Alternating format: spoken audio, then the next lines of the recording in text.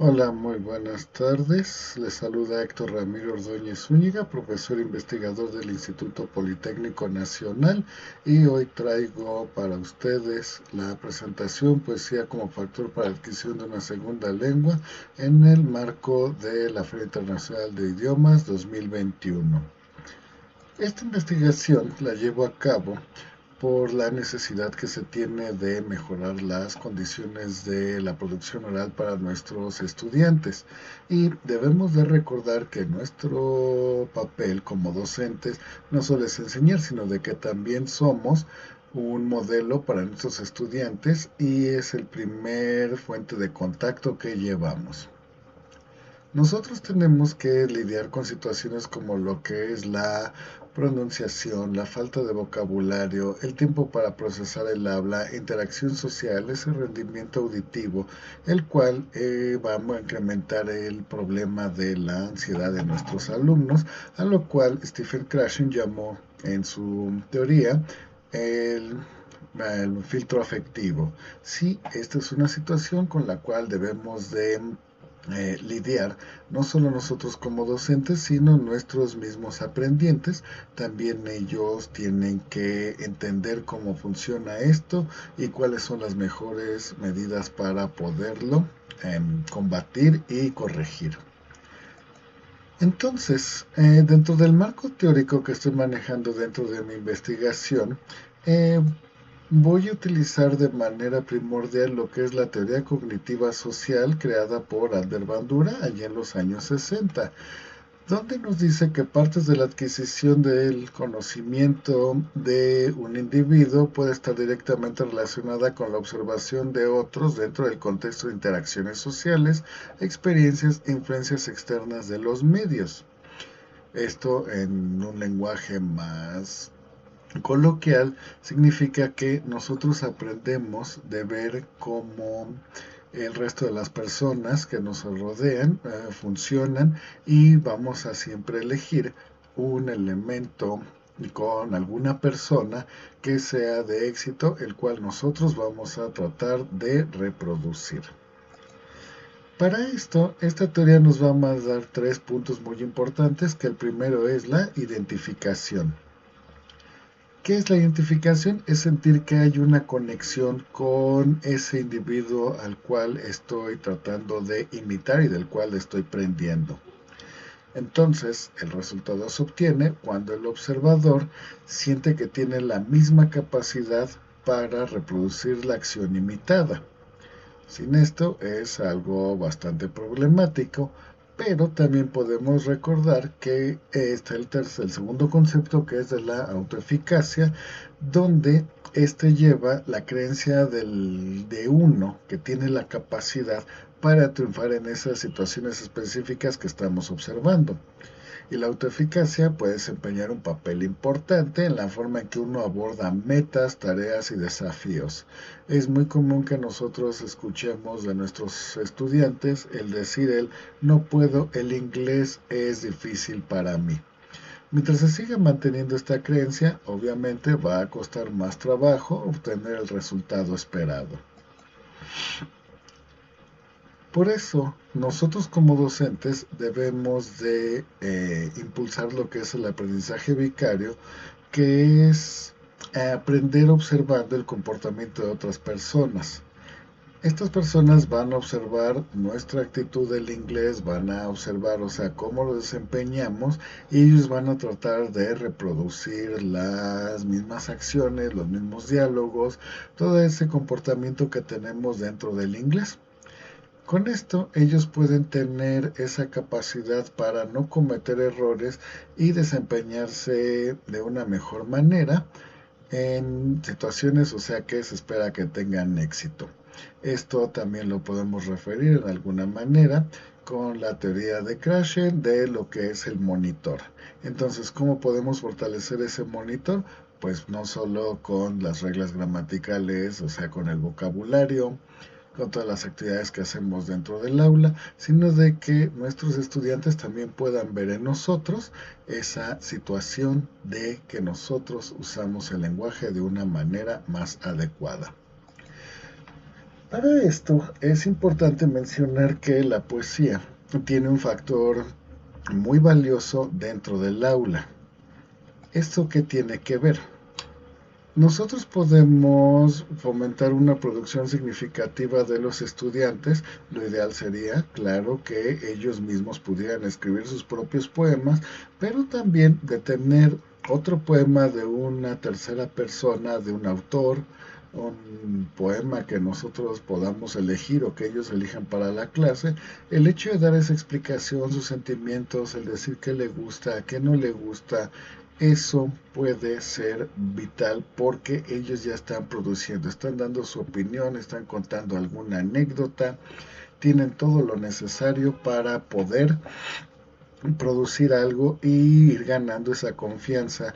Y al mismo tiempo en esas actividades se están observando unos a otros, nos observan a nosotros como docentes y eso es muy bueno. Porque a fin de cuentas están produciendo un lenguaje real. Cuando dicen, este poema me gustó por tal o cual razón, eso es la cosa más sincera que podemos tener. De igual modo, si nos dicen, ese poema no me gustó o me parecería que sería mejor este poema si tuviera tales o cuales condiciones. Eso es lenguaje real y eso es una situación muy valiosa. Entonces, si utilizamos la poesía de una manera acertada, vamos a poder superar la dicotomía que tenemos sobre el alumno debe ser preciso o debe de tener fluidez. Obviamente, nosotros vamos a buscar que se tengan ambos para que puedan funcionar, o sea, en los objetivos que ellos hayan marcado de el por qué están utilizando la lengua. Y obviamente en tratar de buscar nuevas interpretaciones, nuevos puntos de vista, de decir por qué te gusta o no te gusta, eso desarrolla de gran manera la creatividad. Pasando a esto, tenemos que tomar en cuenta, claro, que no todo puede ser color de rosa, porque tenemos este concepto de los diccionarios de fobias y filias de psicología, tenemos el concepto de la metrofobia, que es el miedo a la poesía.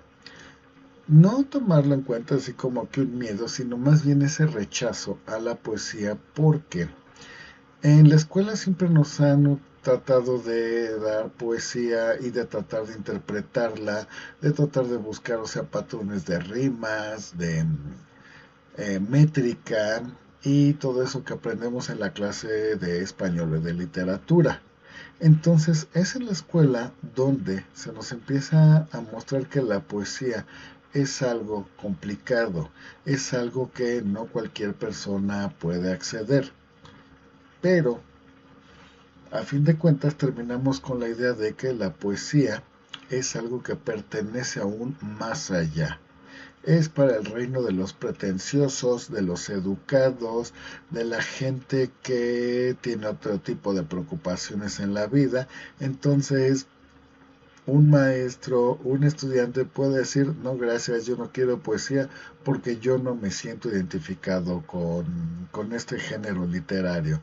Quizás puedan leer novelas, cuentos, pero debemos de recordar que la poesía es una de las artes más democráticas porque cualquier persona que pueda hablar, que conozca un idioma, sea materno, segundo, extranjero, es capaz de producir y leer poesía.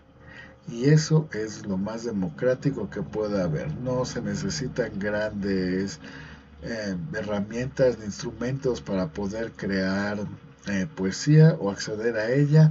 Todo siempre ha estado al alcance de la mano. Ahora, para poder desarrollar una metodología que sea capaz de ayudar a nuestros estudiantes a mejorar esa producción oral, que es la que buscan como su mayor meta, es su mayor reto. Yo he dedicado a escribir poesía para usos específicos en el salón de clase. No necesariamente la tengo que escribir utilizando un tal o cual tema gramatical, sino simple y sencillamente mostrar, o sea, cómo sería un poema tal cual si no tuviera ese sentido pedagógico. Para hacer la poesía, obviamente todo lleva una preparación, lleva una metodología que es muy importante que nosotros enseñemos a nuestros estudiantes a leer lo que es el alfabeto fonético internacional. Con ello ya van a poder leer y entender cómo se debe de pronunciar tal o cual palabra para mantener la armonía, la concordancia, la rima, la métrica y al momento en que estamos utilizando un texto que en mi caso los puedo utilizar entre 110 y 180 palabras, van a variar, ok, según la dificultad, pero generalmente se utilizan así y se me trata de mostrar, o sea, de lo mejor que puedo con, o sea, las reglas de la retórica y la poética para que sea un poema que sea agradable de leer. Y no solo es el hecho de tener un poema agradable que leer, sino de que puedan ver de que yo mismo estoy tratando de producir un lenguaje que sea claro, que sea pulcro, que elijo palabras por una sencilla razón, que es la que me da el mejor sonido o la que me da el mejor significado. Entonces, entre buscar una palabra que puede ser un lenguaje más estándar, buscar sinónimos, eso nos ayuda a que el alumno empiece a tener mejores herramientas para búsqueda y decisión de palabras, o sea, de cómo se interpreta el diccionario. Y al momento de que dices, ok, ya sé lo que significa la palabra, ya sé cómo se pronuncia, mi único fin es de que la debo de leer de la mejor manera posible porque para eso es un poema, para que suene bien. No es necesario buscar significados raros y extraños. Cada persona puede llevar su propio significado, porque ese poema puede evocar emociones o recuerdos distintos en distintas personas, obviamente, unos quizás más agradables que otros, pero tenemos que entender que muchas veces nosotros evitamos tener ese tipo de momentos en el salón, pero la vida no es así de fácil y necesitamos poder enseñar a nuestro alumno a manejar situaciones desde el punto de vista lingüístico, sean agradables o desagradables de alguna u otra manera, pero siempre vamos a tratar de buscar que sean la mejor manera de expresar esas emociones. Aunado a esto, para tener un segundo modelo de este poema, es muy importante que obviamente yo lea el poema con mi misma voz y pues creo que es la ventaja de poder ser el mismo autor, de que yo sé precisamente cómo se puede leer o qué se debe leer y además de que yo puedo decidir libremente dónde hacer más énfasis, dónde hacer pausas, cómo darles efecto dramático. Pero en esta ocasión también, o sea, se pueden crear algunos pedazos o fragmentos de texto que puedan ser hablados por inteligencia artificial, que sabemos que la inteligencia artificial no es lo mejor que tenemos hoy en día, pero de algo sirve. Entonces, uno puede acceder a los sitios donde se puede generar voz a través de texto de dos grandes compañías que todos conocemos y que usamos sus productos todos los días. Ellos tienen esa gran facultad de estar investigando en todo lo que es el desarrollo de la inteligencia artificial y muchas veces nosotros podemos interactuar con algún tipo de bot por teléfono de manera oral y prácticamente juraríamos que hubiera sido una persona. Poco a poco irá mejorando y eso obviamente nos traerá una ayuda en el salón de clase.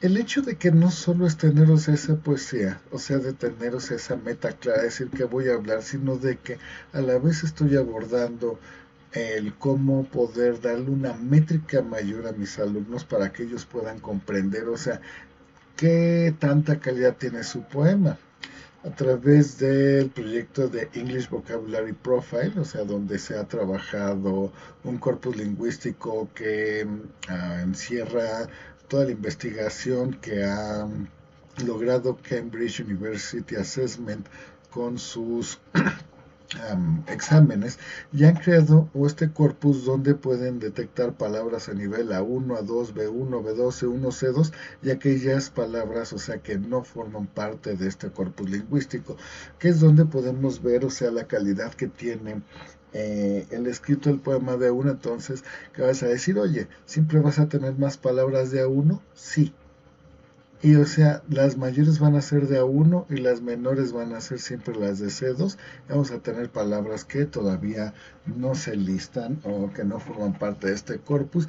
Entonces uno ya puede trabajar, irlos guiando y decir, ¿sabes qué? ¿Cómo podemos incrementar tu vocabulario? Y sobre todo, palabra que usamos, palabra que escribimos, palabra que leemos, es una palabra más que aumentamos a nuestro acervo lingüístico que nos dará esa gran variedad. Y no solo eso, sino también utilizando métricas, estadísticas sobre pruebas de legibilidad. Esto también nos ayuda a poder comprender qué es aquello que están escribiendo y nuestros alumnos empiezan a tener una idea más clara de dónde pueden dirigirse con su idioma si nosotros les explicamos cómo son las escalas de legibilidad. Entonces, dependiendo del tipo de texto, les voy a pedir un rango el cual ellos deben de presentar, que si es un texto académico debe de tener un score menor a 60, entre 40 y 60, eso es el que yo les acepto. Si es un texto más general, debe ser entre 60 y 70. Un texto de fácil lectura, quizás para lectores más jóvenes, que sean quizás menores de 15 años, tiene que ser un texto mayor de 70 puntos. Todo esto va a variar y todo eso lo van entendiendo. Eso no me da a mí la pauta de poder decir que ellos están mejorando y ellos mismos me lo expresan. Además, o sea, en la creación de sus trabajos se empieza a notar la capacidad que tienen ya para tomar mejores elecciones respecto a cómo escribir, cómo hablar y qué vocabulario utilizar.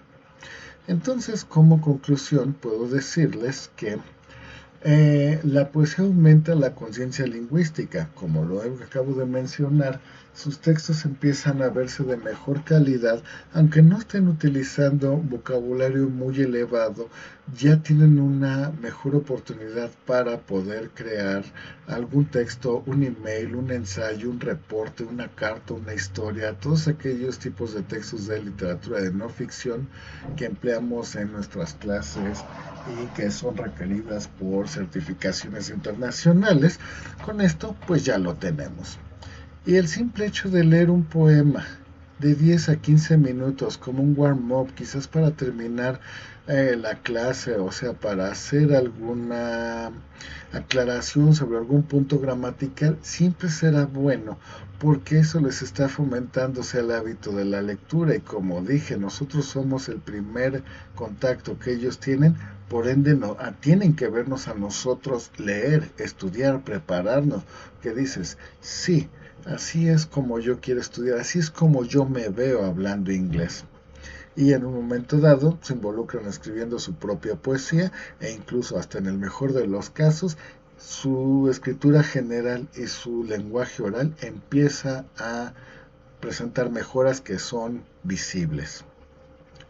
Idealmente, quizás podría ser un paso más a que lean la literatura y de recordar que siempre la práctica es lo que hace al maestro. Para concluir, les recuerdo esta frase de Samuel Taylor Coleridge que define la poesía como las mejores palabras en el mejor orden. Entonces, aquí tienen bibliografía para esta investigación. Tienen algunas lecturas sugeridas y no me queda más que darles las gracias por su tiempo y su atención y les dejo mis datos de contacto. Les saluda Héctor Ordóñez del Instituto Politécnico Nacional desde la Ciudad de México. Tengan ustedes un buen día.